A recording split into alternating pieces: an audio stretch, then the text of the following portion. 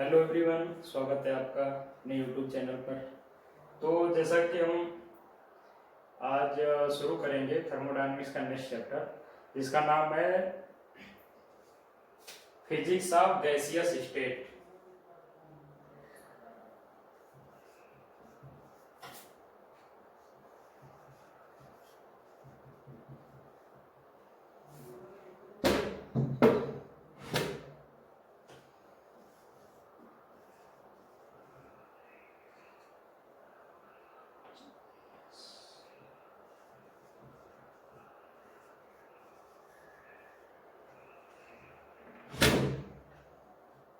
Physics of gaseous state, इसमें हम generally देखेंगे कि गैसेस जो होती हैं उनका बिहेवियर क्या होता है, आइडियल गैस क्या होती है, परफेक्ट गैस क्या होती है, रियल गैस क्या होती है। तो हम जनरली इसका यहाँ पे कॉन्सेप्ट समझेंगे, एक कॉन्सेप्चुअल चैप्टर होगा। तो हम शुरू करते हैं कि कोई भी नीचे से देखते हैं शुरुआत से कि कोई भी मैटर कितने फॉर्म में रहता है। ठीक है, आपको पता ही होगा मैटर के तीन फॉर्म होते हैं, सॉलिड, लिक्विड, गैस। तो हमें यहाँ पे केवल गैसियस पोर्शन की स्टडी करना है, इन दोनों से कोई मतलब नहीं है। ठीक है, तो गैसियस फॉर्म में हम देखते हैं, एक में आता है गैस और दूसरे में आता है गैसियस फॉर्म, लिख देते हैं solid form, liquid form, gaseous form. एक में आता है गैस, सेकंड आता है वेपर। गैस, फिर सेकंड में आएगा वेपर। फिर हम देखते हैं गैसियस फेज का। गैसियस फेज में फिर दो कैटेगरी हो जाएगी, एक आती है रियल गैस और दूसरी आती है आइडियल गैस। आइडियल और परफेक्ट गैस। ठीक है, सेकंड आती है आइडियल और परफेक्ट गैस। ये आइडियल गैस और परफेक्ट जो गैस होती है इनमें भी एक डिफरेंस होता है जो हम आगे जाकर अध्ययन करेंगे। तो फिलहाल हमारा ये, फिर इसके नेक्स्ट देखते हैं कि आइडियल गैस का कॉन्सेप्ट क्या होता है। कैसे देखेंगे कि कौन सी गैस रियल गैस है, कौन सी गैस आइडियल गैस है।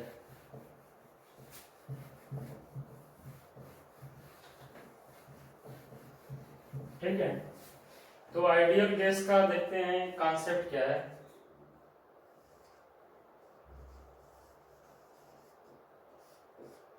कॉन्सेप्ट ऑफ आइडियल गैस, देखिए ideal gas has no molecular force of attraction और रिपल्सन।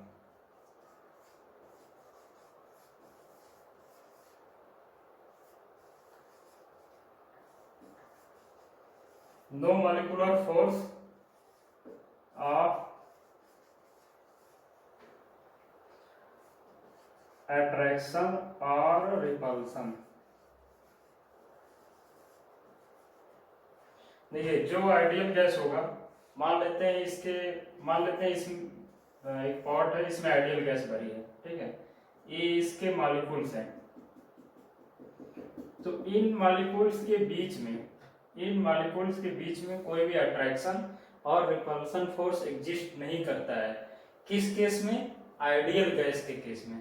ठीक है, ये आइडियल गैस के लिए जरूरी है कि उसके मॉलिक्यूल्स के बीच में अट्रैक्शन और रिपल्सन फोर्स नहीं एग्जिस्ट करेगा।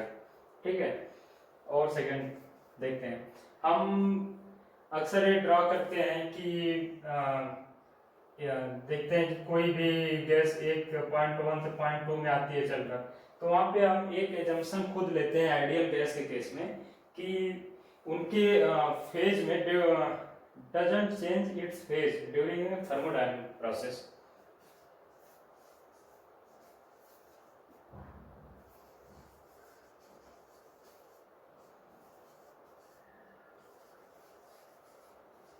डजंट चेंज इट्स फेज, वो अपने अवस्था में परिवर्तित नहीं होती। मीन्स ये नहीं कि वो गैस है तो लिक्विफाइड हो जाएगी। और एक चीज आप हमेशा याद रख करिएगा कि ideal gas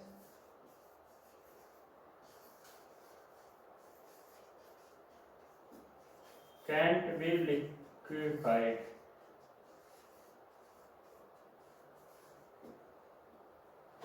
ideal gas liquefied नहीं की जा सकती, ठीक है। आइडियल गैस को लिक्विफाइड नहीं किया जा सकता। और थर्ड है, ये कॉन्सेप्ट है, इसमें भी क्वेश्चन पूछ देता है मल्टीपल चॉइस क्वेश्चन बनाकर कि आइडियल गैस के लिए कौन सी कंडीशन फॉलो करती है। मॉलिक्यूलर फोर्स नहीं होना चाहिए, अट्रैक्शन और रिपल्सन फोर्स नहीं होना चाहिए मॉलिक्यूल्स के बीच में, और आइडियल गैस अपनी अवस्था परिवर्तित कभी नहीं करती है, ठीक है। मीन्स वो कभी भी लिक्विफाइड नहीं होती, जैसे हम जितना भी प्रेशर बढ़ा लें तब भी वो लिक्विफाइड नहीं होगी। और थर्ड देखते हैं,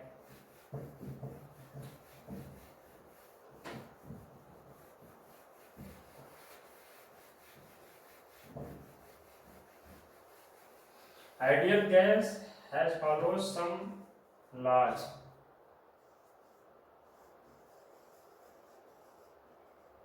follows some laws, follows some laws। कौन कौन से लॉ फॉलो करती है, इसको भी विस्तृत अध्ययन करेंगे। PV equal to RT, U क्या होता है, इंटरनल एनर्जी होती है, A टेम्परेचर का फंक्शन होगा, H इंथैल्पी, ये भी टेम्परेचर का फंक्शन होगा। ये सब आइडियल गैस के केस में होगा। इसको भी मैं पूरा बताऊंगा कि H इंथैल्पी कैसे टेम्परेचर का फंक्शन होती है, इंटरनल एनर्जी कैसे टेम्परेचर का फंक्शन होती है ना। ये भी आगे चल के आप देखेंगे। ये होता है mCv डेल्टा टी, ये होता है mCp डेल्टा टी, जहाँ कांस्टेंट प्रेशर पर स्पेसिफिक हीट है, कांस्टेंट वॉल्यूम पर स्पेसिफिक हीट। ये मैं आगे बताऊंगा। फिलहाल के लिए कि आइडियल गैस इन लॉज को फॉलो करती है। PV इक्वल टू RT को, P क्या है, pressure, volume, gas constant, temperature, ठीक है, इनको फॉलो करती है। फिर हम नेक्स्ट देखते हैं, हाँ नेक्स्ट देखते हैं कि एक नोटेबल पॉइंट है कि there is no such gas which fulfill the condition of an ideal gas, but under certain condition of pressure and temperature, real gas and even vapor follows this condition and hence can be assumed as a ideal gas। देखिए, कोई भी हमारे atmosphere में ideal gas नाम की कोई भी चीज नहीं होती है।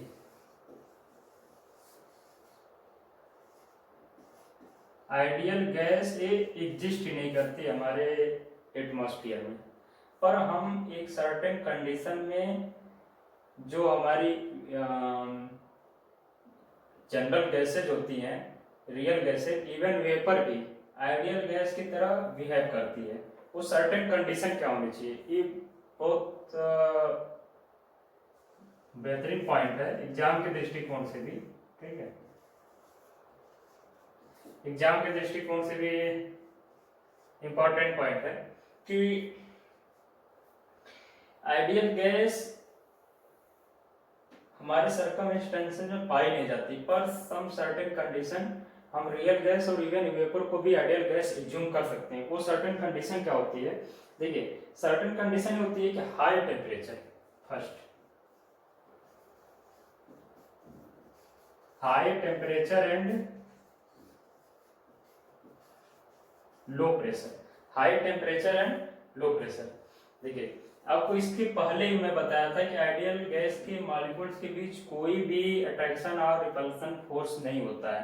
तो अट्रैक्शन और रिपल्सन फोर्स कब नहीं होगा, हाई टेम्परेचर, टेम्परेचर ज्यादा होगा तो मॉलिक्यूल्स दूर दूर होंगे, टेम्परेचर ज्यादा होगा तो मॉलिक्यूल्स दूर दूर होंगे, तो उनके बीच कोई फोर्स एग्जिस्ट नहीं करेगा या उसकी संभावना बहुत कम होगी। लो प्रेशर है तब भी मॉलिक्यूल्स दूर दूर रहेंगे। तो इससे आप समझेंगे इसको कि आइडियल गैस के लिए हाई टेम्परेचर और लो प्रेशर का, ऐसे हाई टेम्परेचर और लो प्रेशर रखेंगे तो हमारे रियल गैस और इवन वेपर भी आइडियल गैस की तरह बिहेव करेंगे। आगे हम चल के तमाम साइकिल पढ़ेंगे तो उसमें हम वेपर को भी आइडियल गैस या गैसेस, सिंपल रियल गैसेस को भी आइडियल गैस की तरह लेंगे। तो वहां पे हमें देखेंगे कि high temperature and low pressure maintain करना होगा। और नेक्स्ट देखते हैं कि हाँ, ये देखिए, अगर हम प्रेशर को कांस्टेंट रखते हैं, ठीक है, टेम्परेचर बढ़ाते हैं, प्रेशर को कांस्टेंट रखते हैं, टेम्परेचर को बढ़ाते हैं, तो क्या होगा, हमारे मॉलिक्यूल्स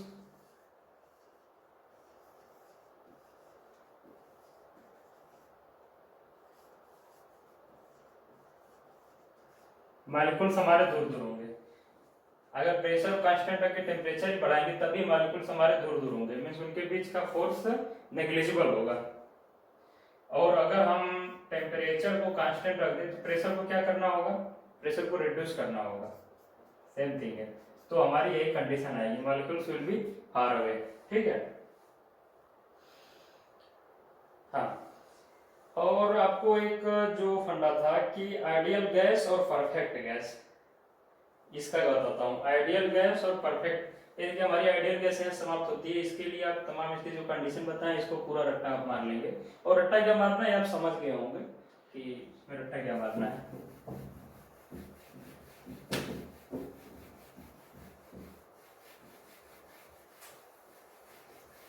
देखिए, हम देखते हैं आइडियल गैस और परफेक्ट गैस में अंतर।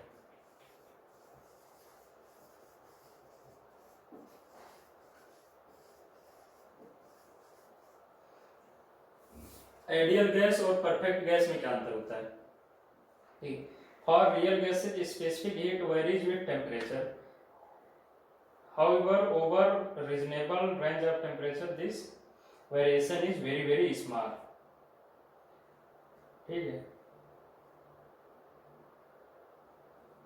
देखिए, बेसिक डिफरेंस ये होता है आइडियल गैस और परफेक्ट गैस का। हमारी जो स्पेसिफिक हीट होती है, स्पेसिफिक हीट क्या होती है, स्पेसिफिक हीट किसी भी मैटर का पर यूनिट मास में 1 डिग्री सेंटीग्रेड बढ़ा टेम्परेचर उसका बढ़ाने के लिए जो हीट लगती है उसे स्पेसिफिक हीट कहते हैं।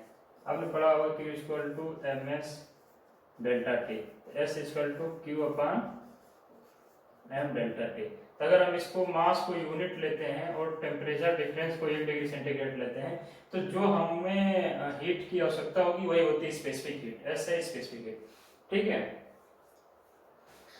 तो स्पेसिफिक हीट के द्वारा ही इन दोनों के बीच में डिफरेंस किया जा सकता है। देखिए, आइडियल गैस क्या होती है, आइडियल गैस में अगर हम पर डिग्री सेंटीग्रेड अगर टेम्परेचर बढ़ाते हैं, अगर मान लेते हैं हम आइडियल गैस में मान लेते हैं जैसे वाटर है, ठीक है, मान लेते हैं पानी है, मान लेते हैं वाटर है, तो वाटर का टेम्परेचर मान लेते हैं 10 डिग्री सेंटीग्रेड है, इसको बढ़ा के करना है 11 डिग्री सेंटीग्रेड, ठीक, 10 डिग्री से 11 डिग्री सेंटीग्रेड करना है। तो इसमें जितनी हीट की आवश्यकता होगी, सेम हीट अगर 20 से 21 डिग्री करना है या कुछ भी 27 से 28 डिग्री करना है, मीन्स ये टेम्परेचर रेंज पे डिपेंड नहीं करता है। अगर वाटर या कोई भी गैस या कुछ भी हो, अगर किसी भी टेम्परेचर रेंज में 1 डिग्री सेंटीग्रेड बढ़ाने के लिए हीट की मात्रा समान रहती है, मतलब हमें 10 से 11 डिग्री सेंटीग्रेड बढ़ाना है, 10 से 11 करना है तो जितनी हीट लगेगी, 27-28 करना है जितनी हीट लगेगी, 20 से 21 करना है, 50 से 51 करना है तो जितनी हीट लगेगी, अगर वो सेम सब टेम्परेचर वेरिएशन के लिए सेम रहती है तो वो परफेक्ट गैस कहलाती है, ठीक है। अगर सबके लिए वेरी करती है तो आइडियल गैस कहलाती है। यही बेसिक डिफरेंस है आइडियल गैस और परफेक्ट गैस में। और बाकी सब कंडीशन सेम रहेगी दोनों की, प्रेशर लो, टेम्परेचर ज्यादा, ये सब कंडीशन पूरी सेम रहेगी, ओनली यही कंडीशन अलग रहेगी। ये कंडीशन क्या होती है कि Cp and Cv remains constant with temperature variation.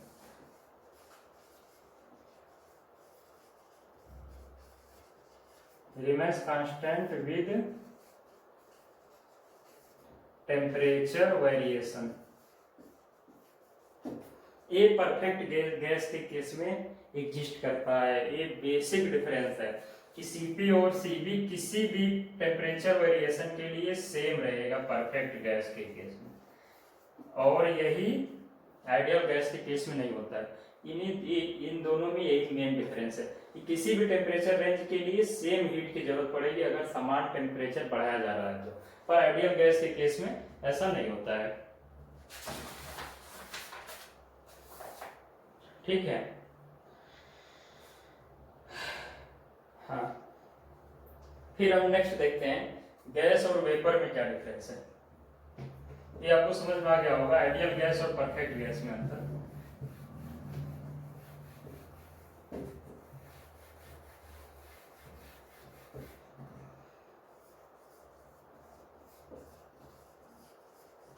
Gas और वेपर में क्या डिफरेंस है?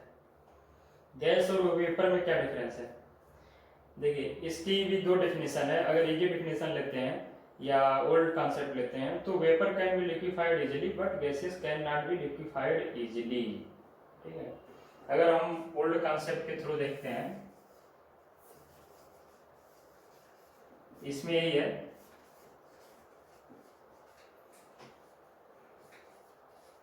Vapour can be liquefied easily but gas can't be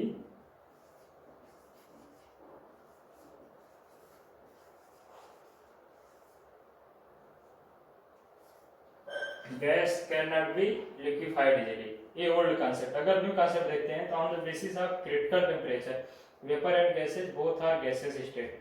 if temperature of gaseous substances is more than its critical temperature it is called gas, otherwise vapor।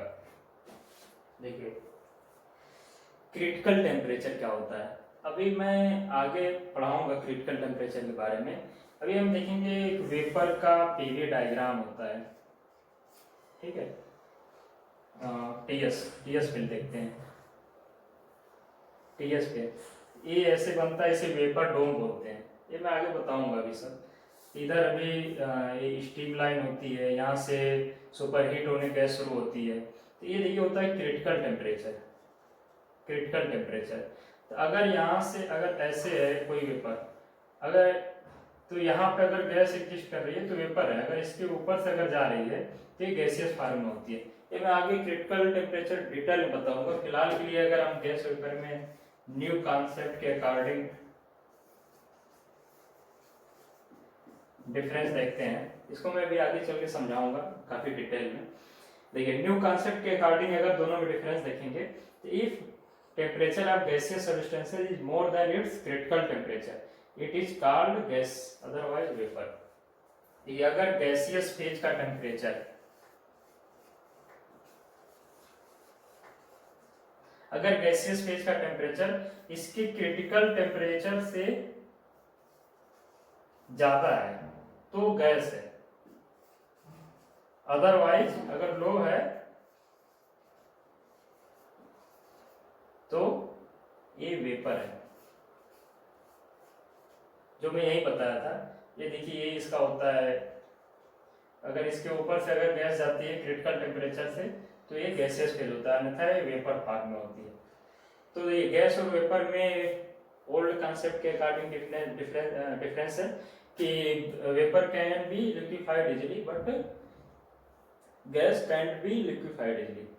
New concept के according अगर gaseous phase exist करता है critical temperature से ऊपर, अगर वो gas अपने critical temperature से ऊपर के टेम्परेचर में है तो गैसियस फेज में है, अगर वो गैस अपने क्रिटिकल टेम्परेचर के नीचे टेम्परेचर में है या उससे कम टेम्परेचर में है तो वेपर फेज में है। मेन डिफरेंस ये है। और मैं क्रिटिकल टेम्परेचर क्या होता है, ये वेपर डोम क्या होती है, ये सब पूरा बताऊंगा। पीवी, पीएस, पीएच डायग्राम, उन सब 4 डायग्राम होते हैं, चारों बताऊंगा। फिलहाल के लिए ये इतना है। फिर हम आगे देखते हैं गैस लॉज। ठीक है, गैस लॉज क्या होता है?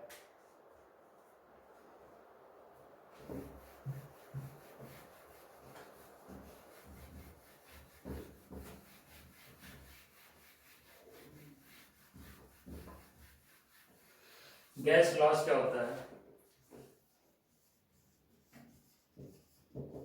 आपने इसको पढ़ा होगा पहले भी, पर ये हमारे कभी कभी क्वेश्चन में पूछता है, इसलिए हम इसको भी पढ़ेंगे। कुछ क्वेश्चन इससे कभी कभी एक दो क्वेश्चन आ जाते हैं, इजी है ये तो। गैस लॉज में फर्स्ट हम देखते हैं बॉयल्स लॉ।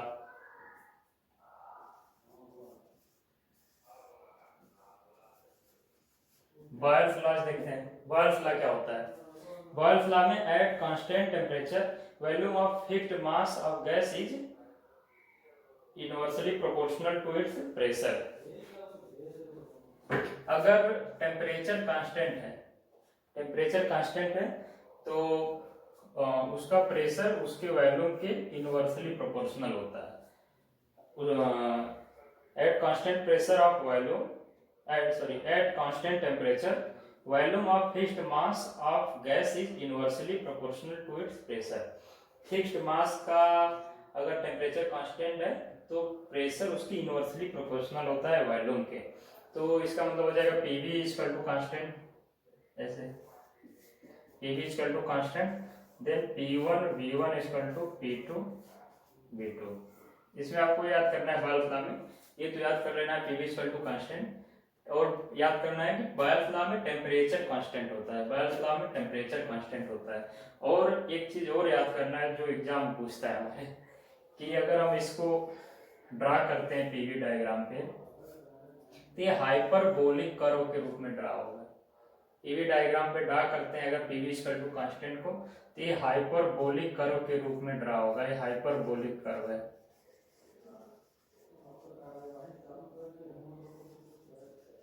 हाइपरबोलिक कर्व है, ये हाइपरबोलिक कर्व के रूप में ड्रा होगा बॉयल्स लॉ में अगर टेम्परेचर कांस्टेंट रखते हैं तो। ये हमारे एग्जाम में ये देखिए कई बार पूछा है पहले प्रीवियस एग्जाम में, कि बॉयल्स लॉ में गैस हाइपरबोलिक कर्व के रूट को फॉलो करती है। ये देखिए, ये हमारा हो गया अगर टेम्परेचर कांस्टेंट है तो।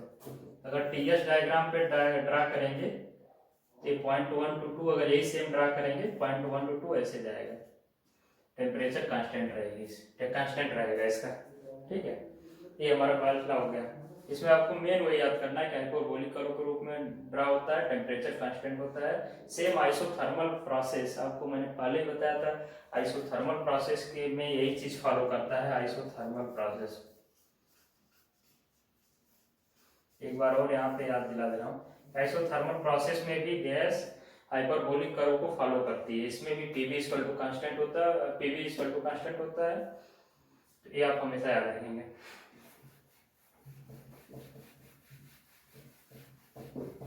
फिर नेक्स्ट देखते हैं चार्ल्स लॉ।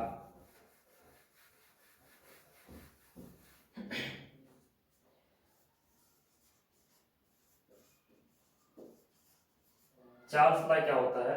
चार्ल्स लॉ में प्रेशर कांस्टेंट लेते हैं, as constant pressure volume of fixed mass of gas is proportional to its absolute temperature. Absolute temperature, ठीक है, एब्सोल्यूट टेम्परेचर आप हमेशा ध्यान रखेंगे। चार्ल्स लॉ में प्रेशर कांस्टेंट रहेगा और जो वैल्यूम होगी वो डायरेक्टली प्रोपोर्शनल टू टेम्परेचर होगी, और ये जो टेम्परेचर होगा ये एब्सोल्यूट टेम्परेचर होगा। एब्सोल्यूट टेम्परेचर मींस केल्विन में होगा, एब्सोल्यूट टेम्परेचर मींस केल्विन में होगा। तो V प्रोपोर्शनल टू T, मतलब वैल्यू उतना फिक्स्ड मान। अब एक चीज और ध्यान रखेंगे, हमेशा बॉयल्स चार्ल्स जो भी आता है आगे, तो ये हमेशा गैलुसाक, ये हमेशा फिक्स्ड मास के लिए होता है, हमेशा अपने दिमाग में रखेंगे, फिक्स्ड मास के लिए होता है, ठीक है, फिक्स्ड मास। फिर देखते हैं चार्ल्स लॉ में V is directly proportional to T, means V upon T equal to constant. तो अगर दो अवस्थाएं वेरी करती है तो V1 equal to T1 upon V2 upon T2। इसको कैसे ड्रा करेंगे PV डायग्राम पे, VT डायग्राम पे। V डायरेक्टली प्रोपोर्शनल है ना T को, देखिए VT, VT डायग्राम कैसे ड्रा करेंगे? V डायरेक्टली प्रोपोर्शनल है, मीन्स यहाँ से कर हो जाएगा, ठीक है, ये यहाँ से कर हो जाएगा, टी यहाँ पे पॉजिटिव आ रहा है, पॉजिटिव में डिग्री सेंटीग्रेड में है, पॉजिटिव में डिग्री सेंटीग्रेड में है। तो अगर पीछे इसको कर्व को लेते हैं तो कैसे ड्रा होगा,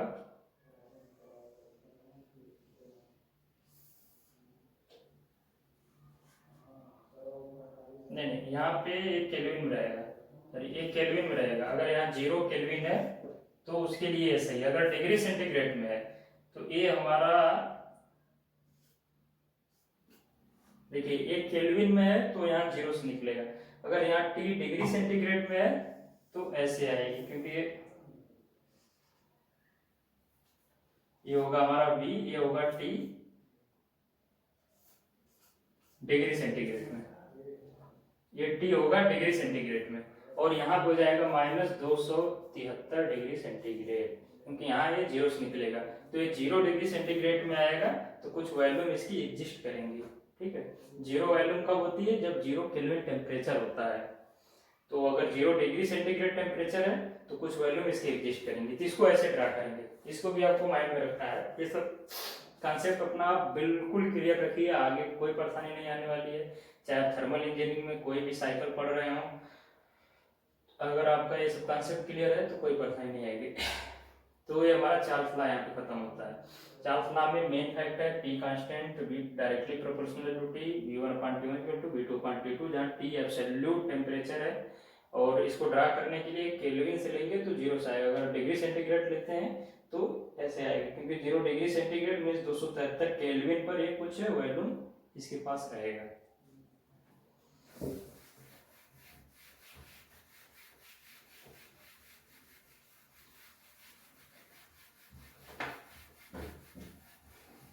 फिर नेक्स्ट देखते हैं गैलुसाक लॉ। गैलुसाक लॉ क्या होता है,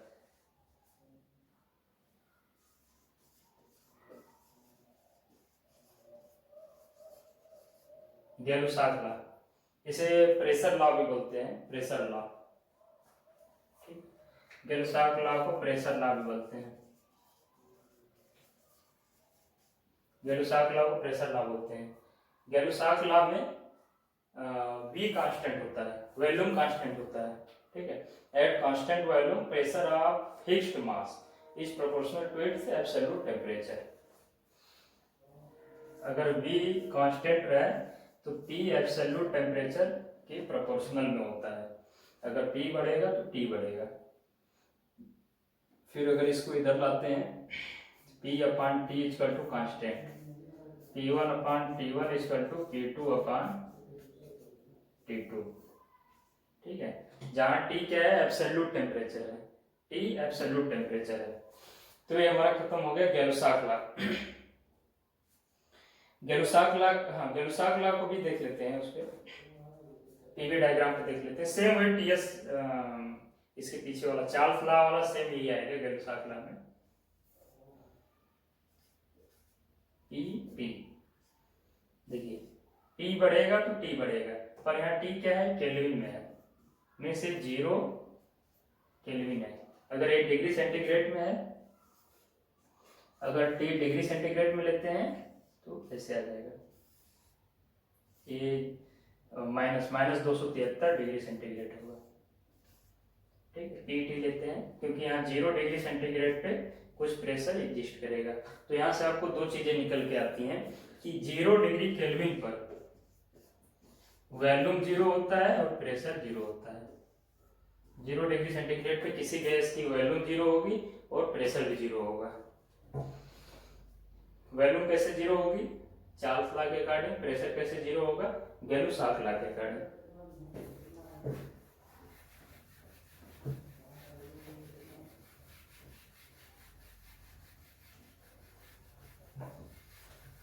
तो आज के लेक्चर में हम इतना ही देखते हैं, फिर आगे मैं इस चैप्टर को कंटिन्यू करूंगा और जितना जल्दी हो सके इसे फिनिश करूंगा।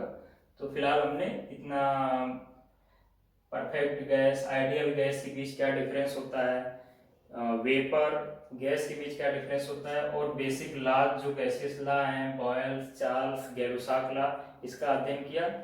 Okay then.